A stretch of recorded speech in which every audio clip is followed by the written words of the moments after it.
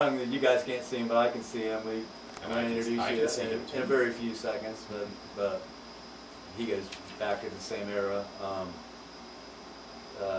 Jim DeVito still is a very, very great guy, and we used to get there and record. We did probably seven or eight albums through DeVito, and they were all on the Razor Records, which is us, mail order, which I'm still on.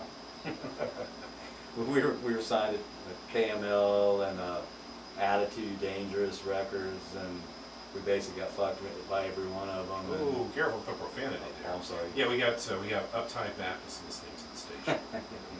Last thing in the world we need is actually, come to think of it, a protest might be a good thing. So go ahead and cuss all you want. Okay. Say everything that's in your mind. All seven deadlies. They sometimes just slip out. I picked it up from my mom. Well, that's a good place to get. Yeah. Tell me a little bit about Taco Stand, because that's probably my second favorite song of all time. Well, that was we had moved. We lived in so many different states, but Jacksonville was basically just our home base. It was cheap rent back, before the Jaguars, and we had good place to record, and family and stuff. But Jacksonville sucked. The music scene always sucked here, and we'd stay on tour. And so we were living in Atlanta, and this guy that was roadieing for us I don't even know his real name, but he looked like Billy Idol, but he went under the name Billy Asshole. And he would always, oh man, let's get at it, let's blow this fucking Taco Stand, let's blow this Taco Stand. And that was his saying, and it just caught on. And then we wound up, let's blow this Taco Stand, So it was just everybody, all the punk rockers were always, using that term. It's better than totally awesome.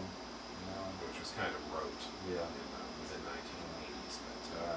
But I mentioned that was my second favorite. My first favorite, of course, is Switchblade. Right. Which I told the story to you a couple times. I'll yours at home will tell them. Sitting in front of my oven, cooking some cheese toast, listening to a certain other radio station in town with my father's headset, and Switchblade comes on. Totally blown away by it. I know what station you're talking about. I know what station, which by the way was located in this very building where we are now. Once upon a time, but yeah, it just completely blew me away. And I said, "Who is this guy? What is this exactly?" And wouldn't get to meet you until last year or so. Right. But or actually earlier this year. Yeah. But anyway, tell me a little bit about Switchblade, the song itself. It doesn't make a whole lot of. I don't know. To me, it was not one of my favorite songs. And Girls Like You, with so many people, even Jeff Cohen made us redo it. Those are my least favorite songs, and they're the ones that got the most, attention. But I don't want to be gay. No, I think Blade was a term for gay or something, or Switchblade, or I don't even understand what it means, to tell you the truth. It's just a lot of people loved it. I guess it's nonsense that people like silly little songs. Maybe it cheers them up. Because I know songs I really spend a lot of time and really getting the words just right. People, yeah. And the ones that are just like whatever, they seem to hit a lot better. So.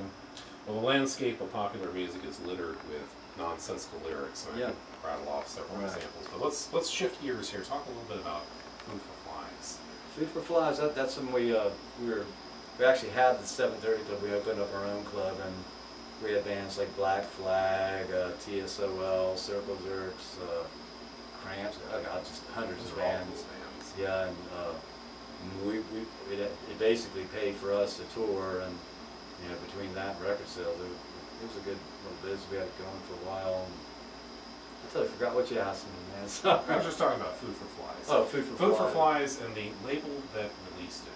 Tell me about that's we'd hooked up with this band from Pensacola. They were called Maggot Sandwich, and they had KML, which is Chaos Limited Music, and they had quite a few bands. I believe the Rhythm Pigs and Maggot Sandwich, and then they signed us, and they did pretty well actually.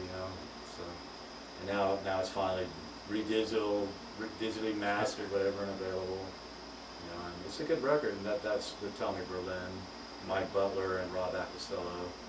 Those are me and Mike stayed together probably the first half of the career of this band, and then we split up. And then Laura Mays is basically. I've had many other players in between, those are the ones that stuck with me.